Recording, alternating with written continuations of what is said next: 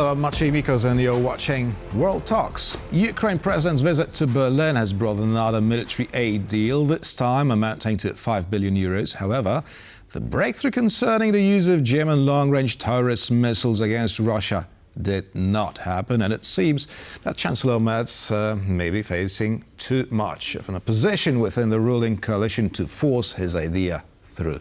And to talk about it, we're joined by Łukasz Jasiński, Germany Analyst from the Polish Institute of International Affairs. Good afternoon. Good afternoon. Thank you for having me. Thank you for accepting our invitation. Now, from the Ukrainian point of view, how would you rate this visit? A success, a partial success, or a plain failure? Well, I would say it's a partial success because this new package of help announced is really big. It's also accompanied by a series of memorandums of understanding concerning the future cooperation in producing weapons by German and Ukrainian companies. However, in some aspects, with regard to the aforementioned Taurus missiles, there is no breakthrough on the horizon yet. Although perhaps there are some signals that this is an issue on which German Chancellor has been still working on. So I would say it's a partial success, and President Zelenskyy can be to some extent optimistic. Now, how is it commented on in Germany? Well, definitely the tone of Chancellor Merz is much, much clearer than it used to be by the previous Chancellor. Merz is clearly aware of how the situation is, how the situation in Ukraine is serious, that Ukraine is actually defending Germany and also Europe from the aggressive Russia.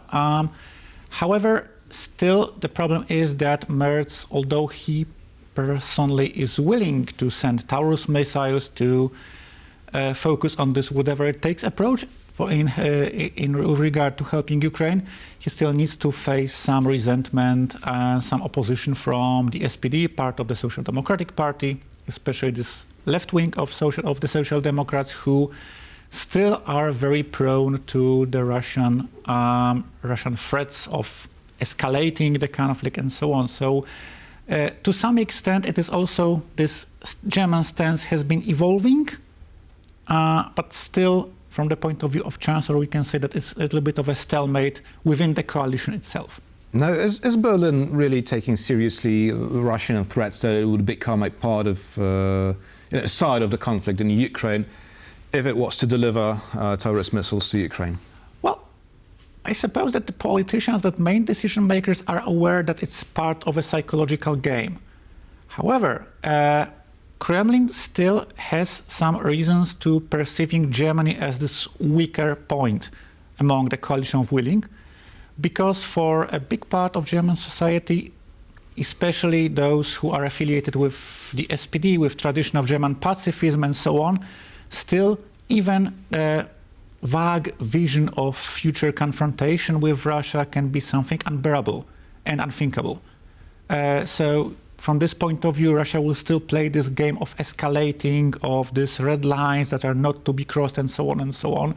This still finds an echo in some parts of German public opinion, and also Friedrich Merz, because we remember that the SPD is his main coalition partner, still also needs to take it into account in his political calculations. Therefore, I suppose that even if Germany are going to finally send Taurus missiles, which can happen, I'm almost positive about it that it will be sent unofficially, just in order to not to intimidate their own public opinion. Therefore, you have consumed my next question about the future of Taurus missiles. But you say that it is a public image problem, right? That the Germans are afraid that would be pictured as the continuators of Hitler's policy during World War II, right? Well, here we have two different factors, and we are talking about two different things. On the one hand, some part of German society, especially this older generation who remember Chancellor Willy Brandt, Ostpolitik and so on, still have this sense of guilt towards Russia, and also definitely a sense of fear or respect of Russia. They're simply afraid of even a vision of some kind of conflict between Germany and Russia. On the other hand, and this is point of view. But is this rational? I would say it is not rational because this, I understand this historical roots of this sense of respect towards Russia or even some kind of fear. But on the other hand, practically, I suppose that part of this pacifist movement is rather something that I would name an armchair activism. This is a very good excuse not to do actually anything. Whereas the situation is so difficult that Germany and other European countries cannot just stay aside of this conflict. And this is the thing that Merz has been telling for many months, that Germany are not neutral, that Germany have been supporting Ukraine and will support Ukraine further on because the stakes are too high. It is simply about stopping Russia in Ukraine and also deterring Russia from future aggressions, for instance, against the Baltic states. On the other hand, when we are talking about Germany's image, I think that Merz and part of the CDU is also aware of the fact that this constant internal German debates about sending new types of weapons, this going back and forth that we've been observing since 2022, whether to send lethal weapon or not, whether to send tanks or not, resulted in undermining Germany's image among the allies. It undermined Germany's image as a reliable ally in Poland, in other countries of NATO's eastern flank, and for Merz, the only way to solve this image problem is to step up more, and even to use a much more clear language than Chancellor Olaf Scholz used to use. Right. Now, on one hand, we have the public image of Germany as a whole, but on the other hand, we have the public image of Chancellor Merz, right? Now, what's his position within this coalition that he cannot force his, election promise, as a matter of fact, through?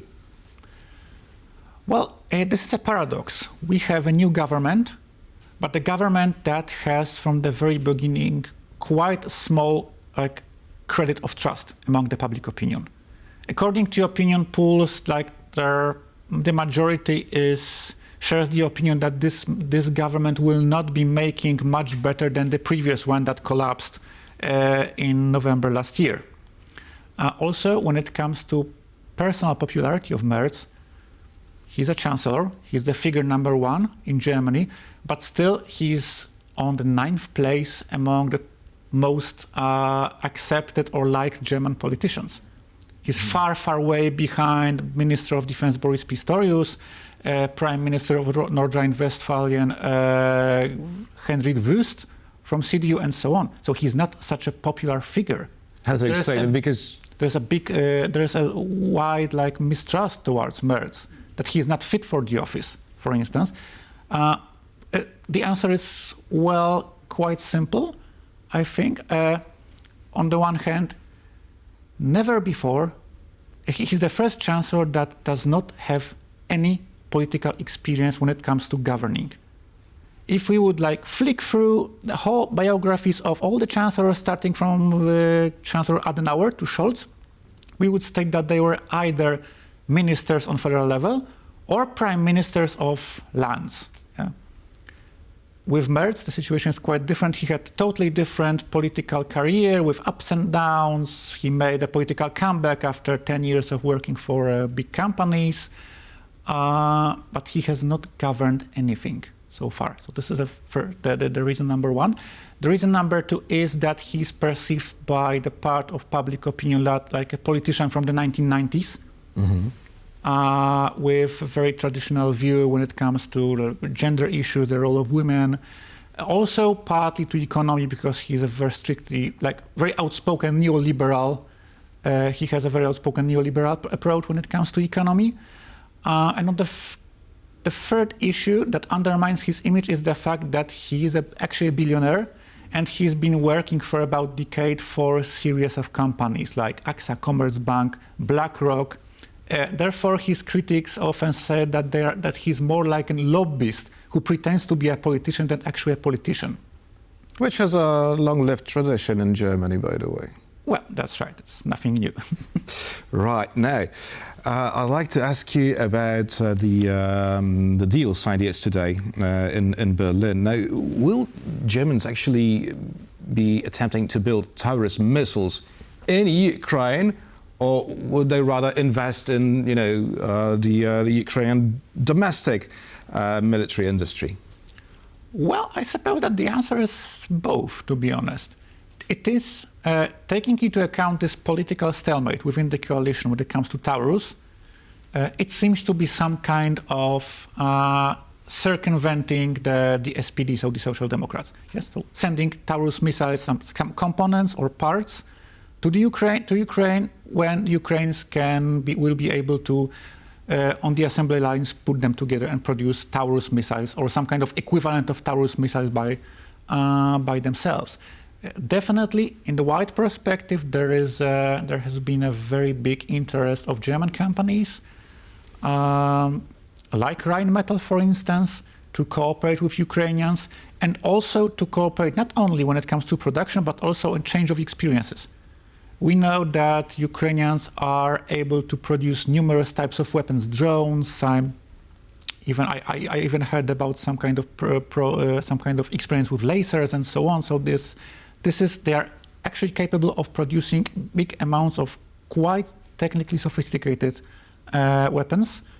And here, the German industry would be very much interested in changing experiences and also on this our research and development area. So I think that in the longer perspective, this cooperation will be even bigger, even deeper. Right, Leslie. Well, officially, there's no talk about Taurus for the time being. But how is Moscow reacting to this new deal signed between Berlin and Kyiv? Well, Moscow has been playing very consequently this game about red lines that are not to be crossed, about escalating the conflict and so on. It's coming back to the beginning of our conversation. It's about the perception of Germany as this weak point among the coalition of willingness. It's about intimidating part of German society, especially supporters of the SPD, Die Linke, also AfD to some extent, because AfD is like outspoken pro-Russian party, just in order to create some kind of sense that Germany are on the brink of war with Russia, which is simply not true. So it's a psychological warfare, I would say. A good point here. Łukasz Jasiński, Germany Analyst from the Polish Institute of International Affairs, was our guest this afternoon. Thank you very much. Thank you so much. And thank you for watching and stay with us for much more here on TVP World.